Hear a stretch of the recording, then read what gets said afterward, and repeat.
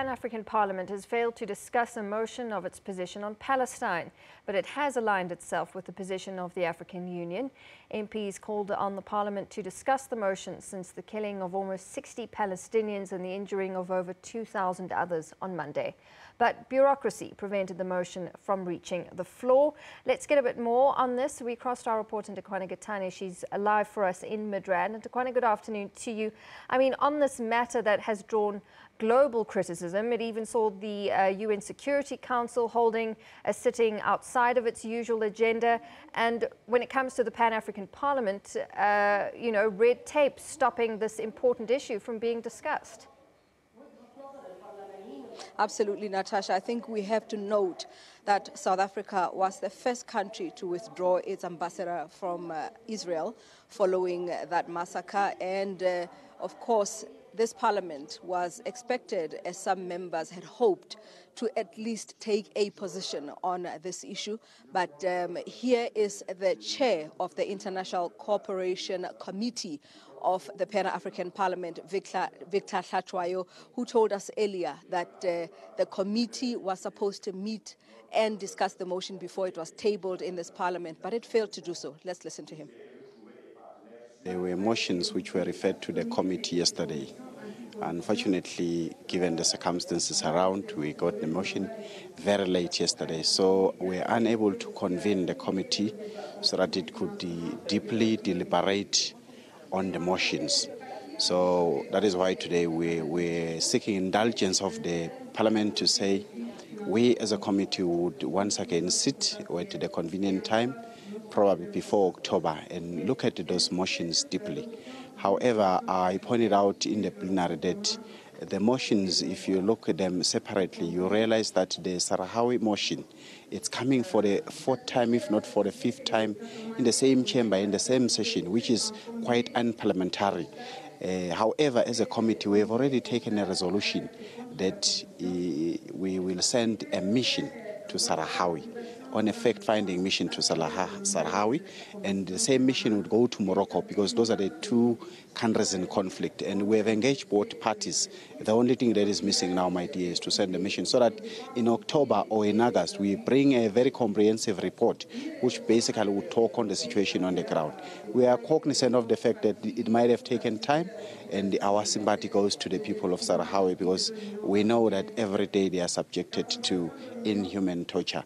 So we want to say we'll do our best as a committee to send the mission as quick as possible.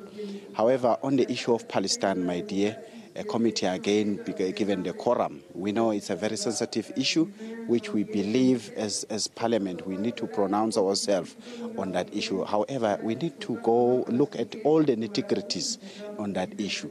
But we are saying as a committee at the present time, we align ourselves fully with the position of the AU to say what has happened in Palestine is not good at all. And we pray that the people there would have life like any other people in the continent. On the Cuban issue, my dear, we'll discuss that one as a committee and come up with whether it's pertinent for us to take a motion and on what ground. So we would be bringing those issues back to the Parliament possibly in August or in October, my dear. Nthakoana, speaking to you earlier, Nthakoana, but do we know yet if the motion will be discussed at all during these sessions?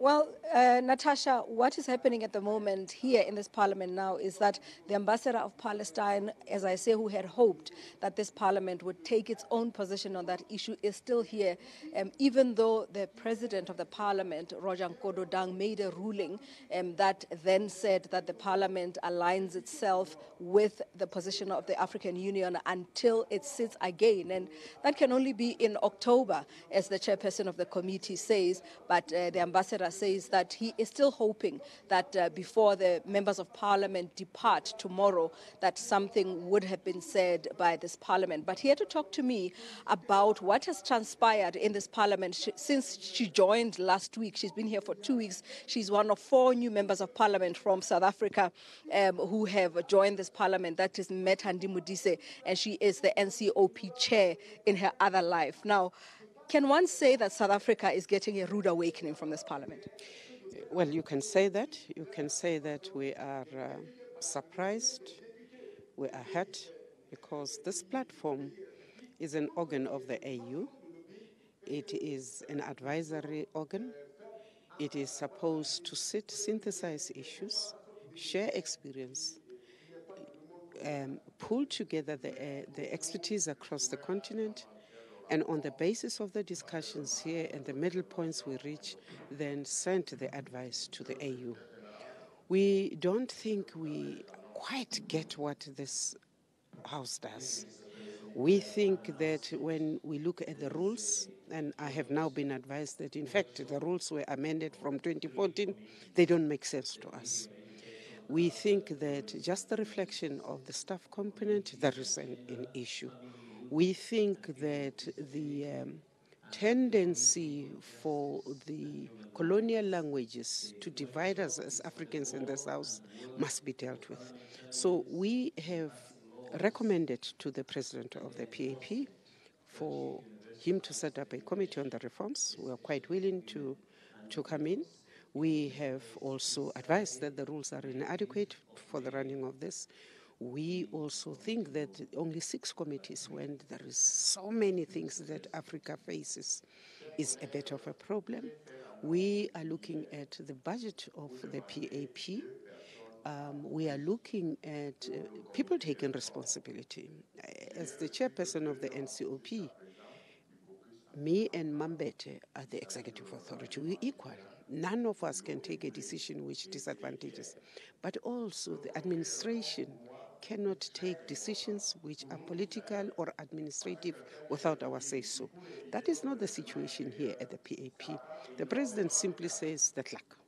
The clerk is unable to fight with politicians. So that is, again, an area that we want to get in and ratify.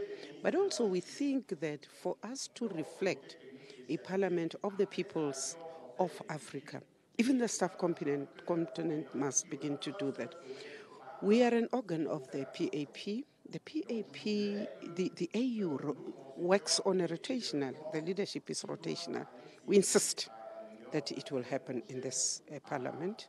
For now, we are told it's democracy. What democracy when, in fact, one language overwhelms the other? So there are many main challenges, but we are optimistic. We are breaking the walls. We are reaching out to some people, but we also want to start with the Southern African caucus, which is divided. It is divided because there hasn't been leadership mainly from ourselves, and that is why I'm saying we are ahead as South Africa, the host. So we need to be that glue that will cement our region first, that will then seek to reach out to all the other regions and remind ourselves why we are spending time here. We, of course, get complaints from the other countries about the condition of the ICT. Now, in terms of the host agreement, South Africa undertook to install the ICT and to maintain it. The annexes, which we must now adopt, now South Africa says, let us talk about the upgrades and let us talk about whatever. And we say we would be happy to continue hosting the PAP. But when you look at the host agreement between the AU and the other countries on the other matters of the AU, it would seem that there is an understanding that South Africa has more money than the rest of Africa, because there are dissimilarities on what is expected as the host. But we are saying that we should be up to it. We should provide as much hospitality, as much courtesy, as much respect. But the focus of the MPs who come from the different legislatures is to ensure that the reports that come from here go into their parliaments and they are mandated by their parliaments. Then we will be able to make sense of why our parliaments take money to send us here. And then we'll make a collective effort to advise the heads of state, because remember, the AU is largely the administration and the heads of state. So we need to begin to say, in our own parliaments, we are holding to account. And in each and every parliament we are. On issues of conflict, we think as this house, we represent the different peoples who are voiceless. We don't need the executive to tell us to be the conscious of our peoples and our countries.